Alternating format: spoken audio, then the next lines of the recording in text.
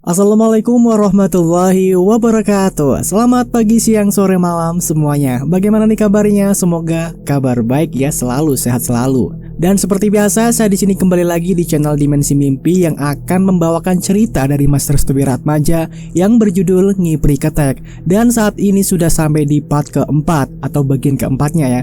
Nah, buat kalian nih yang belum menonton di bagian sebelumnya, silakanlah kalian terlebih dahulu untuk menontonnya agar kalian bisa memahami cerita di bagian kali ini. Dan buat kalian yang sudah nonton semuanya, oke, kita lanjutkan aja ceritanya.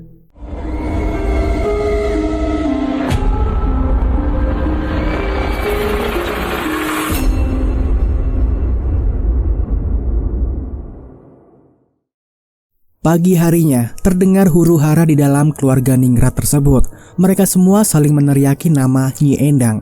Bapak dan ibuku sebenarnya sudah tahu apa yang sudah terjadi kepada Nyi Endang. Mereka juga sebenarnya sudah tahu. Namun kesedihan mereka seolah-olah mendramatisir keadaan yang sebenarnya sudah diketahui keadaannya. Perlahan bapakku mendekati jasad Nyi Endang yang sudah ditutupi oleh kain berwarna putih. Bapakku mengangkat sedikit kepalanya sembari mengusap-usap bagian tengkuk dari Nyi Endang. Ketika bapakku mengusap-usap bagian tengkuk Nyi Endang, tiba-tiba Mas Pangarep memegangi leher bapakku sembari menekannya dengan kuat. "Mau kau apakan ibu?" Bapakku hanya tersenyum. Dia tahu bahwa kematian dari Nyi Endang bukanlah kematian yang tanpa sebab. Kematian Nyi Endang telah direncanakan agar menjadi tumbal dari Ngipri Ketek yang dijalankan oleh keluarga Ningrat ini. Aku ingin memastikan apakah benar kematian Nyi Endang karena penyakit bawaannya. Namun setelah ku pegang tengkuknya, kok ada beberapa kejanggalan ya? Mas Pangarep semakin menekan leher bapakku. Namun dengan cepat bapakku langsung mengancam Mas Pangarep. "Aku urah kelakuanmu, Mas. Semakin dikubur, semakin tercium bau busuknya. Semakin kamu menekan leherku hingga patah, maka semakin kuat kecurigaanku terhadap praktek pesugihan yang kalian lakukan." Mas Pangarep pun segera melepaskan tangannya. Dia kembali ke tempat duduk sembari menatap tajam bapakku yang masih memegangi tengkuk Nyi Endang. Saat dimana bapakku berada dalam posisi yang dipandangi oleh banyak keluarga Ningrat, ibuku segera mendekati bapakku. "Pak, ada apa?" "Ini bu, pegang tengkuknya." Ibuku langsung memegang tengkuk leher milik Nyi Endang. Saat ibuku memegang tengkuknya, dia terkejut bukan main. Ternyata bagian tengkuk dari Nyi Endang sudah kopong alias kosong. "Cek bagian bawahnya lagi bu," ucap bapakku. Ketika ibuku mengecek bagian bawah tengkuk, ia merasakan hal yang sama. Bagian dari punggung Nyi Endang telah penuh dengan luka cakaran yang menggores ke tiga sudut yang berbeda. Pertama pada bagian belakang tangan kanan hingga ke bagian punggung. Bagian ini adalah bagian yang sangat panjang dan cukup besar. Sampai-sampai ibu juga merasakan sedikit bagian yang kasar dari tempat itu. Dan ternyata itu adalah tulang bagian punggung yang sedikit terbuka. Lalu yang kedua, bagian dari rusuk kanan hingga ke rusuk bagian kiri. Bagian ini tidak terlalu lebar namun cukup dengan jelas garis cakaran yang bisa diraba dengan menggunakan tangan.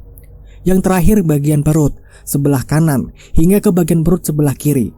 Bagian ini sangat sensitif sampai-sampai ibu merasakan ada sedikit cairan yang keluar dari bagian tersebut dan memiliki bau yang sangat busuk. Lalu bapakku melihat bagian lainnya seperti bagian kedua tangan termasuk pergelangannya yang sudah lebam dan terdapat bekas ikatan tali yang sangat kuat. Bapakku sempat terkejut ketika melihat bagian tangan dari Nyi Endang. Dia langsung menatap Mbak Ayu dan Mas Pangarep karena keduanya adalah dalang dari kematian Nyi Endang sendiri saat ritual semalam dijalankan.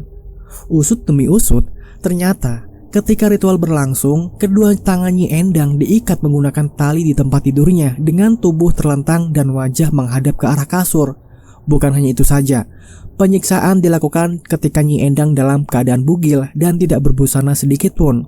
Dengan begitu, Nyi Endang disiksa habis-habisan oleh Rojo Ketek hingga memuat 3 cakaran yang sudah membuat nyawanya menghilang. Ibuku tiba-tiba menangis. Dia bukan menangis karena kematian dari Nyi Endang saja, melainkan saudara-saudaranya yang berlaku kejam dalam menginginkan kekayaan terhadap ritual yang mereka jalani. "Bu, hari ini kita harus pindah segera mungkin," ucap bapakku. Ibuku hanya mengangguk. Hatinya benar-benar sudah sakit karena perlakuan saudara-saudara. "Aduh, ini HP kok bunyi terus." Hatinya benar-benar sudah sakit karena perlakuan saudara-saudaranya yang tega melakukan ritual Ngipri Ketek untuk membunuh ibunya sendiri. Bapakku pun langsung membangunkan ibuku. Tidak lama kemudian, datanglah banyak warga yang mendengar atas kematian dari Nyi Endang. Satu persatu warga tersebut memeluk Mas Pangarep, Mbak Ayu, Mbak Neneng, dan yang lainnya. Bapakku melihat dengan jelas mimik wajah mereka yang terkesan sangat munafik karena telah memperalat kesedihannya sebagai penutup dari aib dan kesalahan fatal dalam kehidupan mereka. Untuk menutupi kesedihan ibuku, bapakku langsung mengajak ibuku untuk masuk ke dalam kamar sampai penguburan Nyi Endang dilaksanakan. Saat di mana ibuku membawa masuk ibuku ke dalam kamar, tamu-tamu dari keluarga Ningrat pun mulai berdatangan. Namun sesuatu yang aneh pun terjadi. Bapakku merasa seluruh ruangan seperti berputar. Hawa di dalam kamar pun tiba-tiba menjadi panas. "Pak, ada apa, Pak?" "Siapa yang datang, Bu?" "Oh, itu, Pak, keluarga Ningrat, keluarga Brotoseno." "Keluarga dari mana, Bu?" "Keluarga dari barat. Mereka semua adalah orang-orang yang memiliki titah dalam melanjutkan kera." Apa ini disensor, teman-teman? Kera bintang-bintang 3 ya. Ini disensor kayaknya nih. Namun mereka menolak hal tersebut. Mengapa mereka tidak menduduki kera tit? Mereka termasuk getih rengget. Hah? Getih rengget? Maksudnya, Bu? Getih rengget adalah pemilik darah kotor, pengkhianat keratit di masa lalu. Oh, ini keraton apa gimana ya?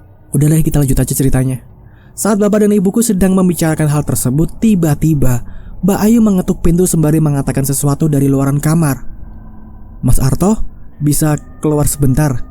Ibu langsung memegangi tangan bapakku yang masih gemeteran ketika mendengar nama Brotoseno. "Pak, Bapak yakin mau keluar dari kamar dan menemui keluarga Brotoseno?" "Ibu yakin keluarga itu menjadi kelanjutan dari pemegang titah keratit." "Kenapa emangnya, Pak?" "Setahu Bapak ya, Bu, mereka yang memiliki darah getih rengget itu adalah mereka yang telah melanggar ketetapan keratit. Jika memang benar seperti itu, berarti pihak keratitnya lah yang tidak setuju dengan apa yang dimiliki oleh keluarga tersebut." Tiba-tiba suara ketukan pintu semakin besar. "Dok, dok, dok, Mas Arto, keluarga Brotoseno ingin menemui Mas Arto. Mas Arto dan Mbak Esa bisa keluar kamar sebentar nggak?" "Bu, Bapak keluar dulu ya." Bapak pun langsung membukakan pintu kamar. Saat bapakku membukakan pintu, ia langsung melihat 5 orang dari keluarga Brotoseno sedang terduduk di kursi, sedangkan keluarga Ningrat lainnya terduduk di lantai sambil menundukkan kepalanya. Seolah-olah derajat dari keluarga Brotoseno sangatlah tinggi dan berwibawa. Bapak sempat keheranan, mengapa mereka semua melakukan hal itu? Bagaimana mungkin semuanya sangat menghormati keluarga Brotoseno? "Tunduklah."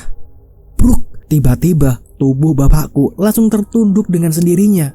Bersama dengan itu, tubuh bapakku sama seperti keluarga Ningrat lainnya, terduduk di lantai sembari menundukkan kepala. Bahkan, kepala bapakku itu sulit digerakkan seperti tertahan sesuatu hingga tidak bisa menatap dengan jelas satu persatu wajah dari keluarga Brotoseno. "Artonegoro, darah birumu berasal dari timur kan?" "Nggih." "Perkenalkan, aku adalah Angkoro, pemimpin dari keluarga Brotoseno." Mendengar namanya saja, bapakku tidak bisa berkutik sama sekali. Dari ujung rambut hingga ujung kaki, bapakku merasakan hawa merinding yang benar-benar membuat ke bapakku tidak bisa melakukan apapun. "Nyi Endang akan kami bawa ke tempat para keluarga Ningrat. Kematiannya adalah sebuah aib karena memiliki 3 bekas cakaran yang tidak bisa dijelaskan."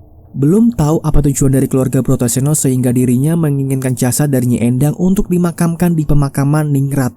Namun yang pasti, hal ini ditujukan untuk menutup aib yang sudah terjadi atas kematian Nyi Endang sendiri. Setelah keluarga Brotoseno memutuskan keputusan terkait pemakaman dari Nyi Endang, semua keluarga Ningrat diperbolehkan untuk masuk ke dalam kamarnya masing-masing kecuali 2 orang saja. Mereka berdua adalah Mbak Ayu dan juga Mas Pangarep. Keduanya merupakan tetua dari keluarga dan yang bertanggung jawab atas kematian dari Nyi Endang. Sedangkan Bapakku disuruh untuk masuk ke dalam kamar untuk menghindari obrolan yang sangat sensitif. Saat bapakku masuk ke dalam kamar, ibuku langsung menanyakan apa yang baru saja dikatakan oleh keluarga Brotoseno kepadanya.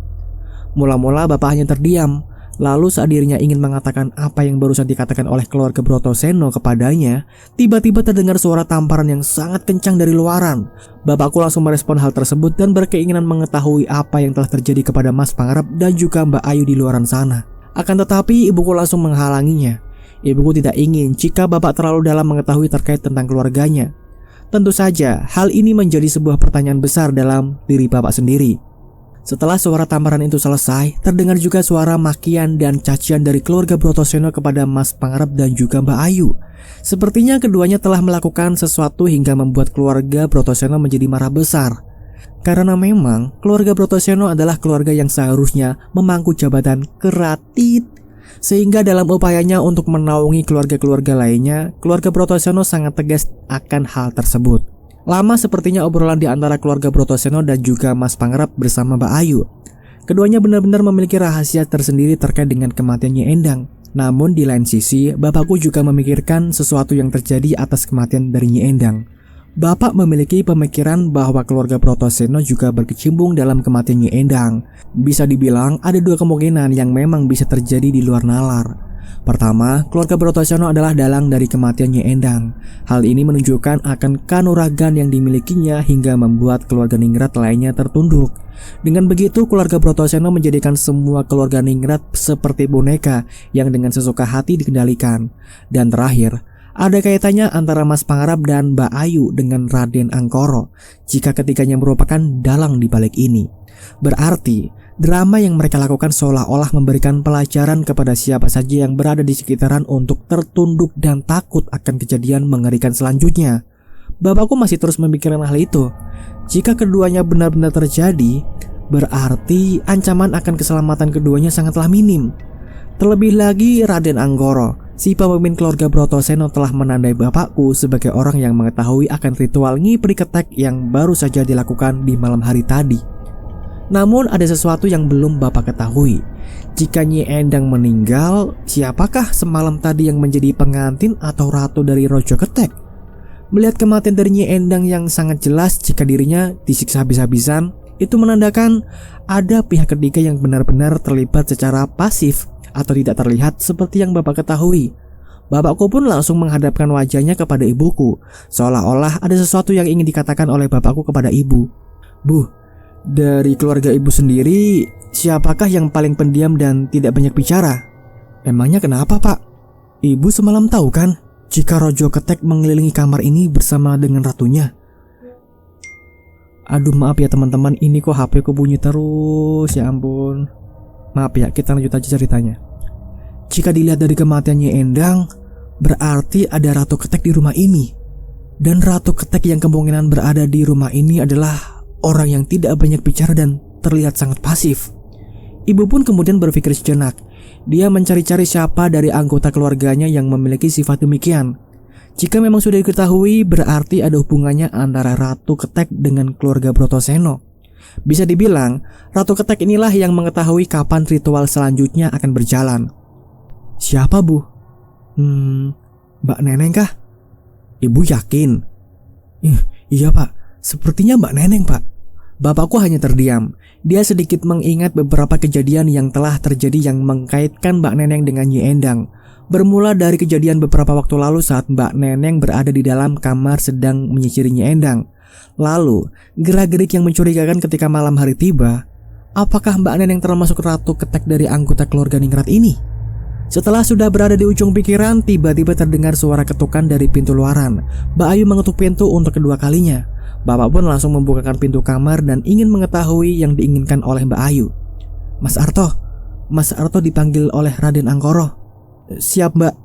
Bapakku langsung menuju ke tempat Raden Angkoro. Karena memang masih mengedepankan adab, bapakku tertunduk secara perlahan. Lalu dia berjalan menggunakan dengkulnya sembari kedua tangannya menyentuh lantai sebagai dorongan. Kepalanya tetap menunduk sebelum akhirnya pihak yang akan dimaturi atau temuinya benar-benar menyuruhnya berhenti. Berhenti. Tiba-tiba tubuh bapak langsung mematung dan terdiam tak bergerak. Lagi-lagi bapak merasakan aura yang sangat kuat hingga membuat apa yang dikatakannya benar-benar langsung terjadi. Artonegoro, kabarnya istrimu sedang hamil, ucap Raden Angkoro dengan suara yang tegas namun benar-benar membuat tubuh bapakku merinding seketika. Raden, jika anak pertamamu perempuan, dia harus dijadikan sebagai ruatan untuk keluarga ini.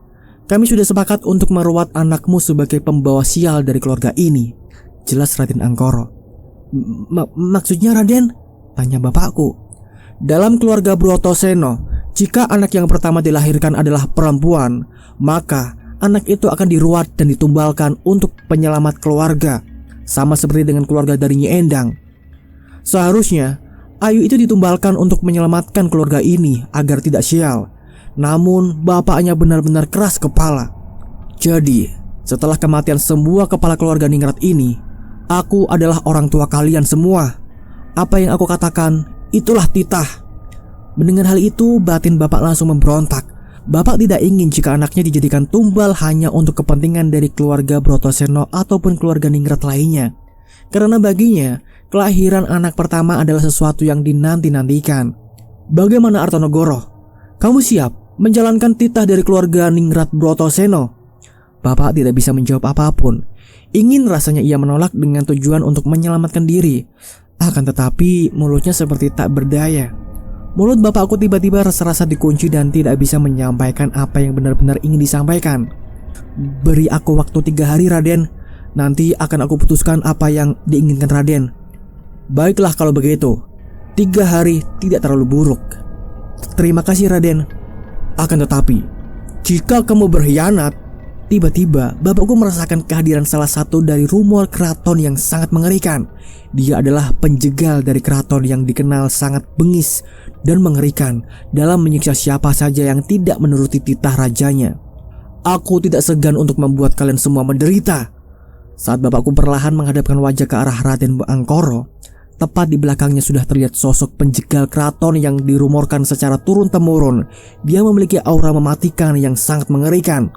Ternyata Raden Angkoro memiliki banyak kodam penjaga yang dia ambil dari seluruh keluarganya secara paksa. Bapak pun sempat membenarkan apa yang dikatakan oleh ibu terkait pemimpin keluarga Brotoseno. Keluarga Brotoseno terkenal sebagai Trah Getih Rengget atau keturunan darah kotor.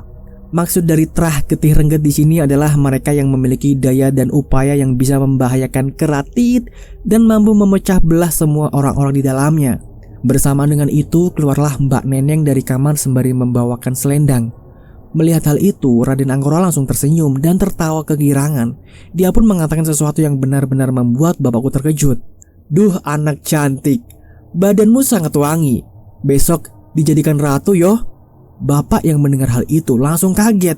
Jika memang Mbak Neneng belum dijadikan ratu ketek, lalu semalam tadi siapakah yang dijadikan ratu? Lalu mengapa Raden Angkoro mengetahui istilah ratu? Ampun ya, astagfirullah, ini HP kok bunyi terus, maaf teman-teman. Kita ulang lagi ya. Bapak yang mendengar hal itu langsung kaget. Jika memang Mbak Neneng belum dijadikan ratu ketek, lalu mengapa Raden Angkoro mengetahui istilah ratu? Apakah ratu dalam keratit atau ratu dalam istilah ritual ngipri ketek? Jika memang Raden Angkoro ada hubungannya dengan ritual ini, peran apakah yang akan diambil oleh Raden Angkoro? Apakah dirinya ada hubungan dekat dengan Raja Ketek? Kita temui jawabannya di part 5. Dan itulah teman-teman ceritanya dari bagian 4 ini. Kita akan melanjutkan ceritanya lagi di part kelimanya. Karena di sini juga memang sampai di sini aja sih dari Twitternya gitu. Oke, kalau gitu penasaran kan dengan apa kelanjutan cerita dari Ngipri Ketek ini? Makanya dong subscribe dulu channel Dimensi Mimpi dan jangan lupa juga untuk nyalakan loncengnya agar kalian tidak ketinggalan video terbaru dari channel ini yang nanti akan dirilis part 5-nya gitu. Mungkin besok ya. Terima kasih buat semuanya teman-teman. Saya di sini undur pamit dulu, sampai jumpa di video berikutnya. Wassalamualaikum warahmatullahi wabarakatuh. Selamat bermimpi.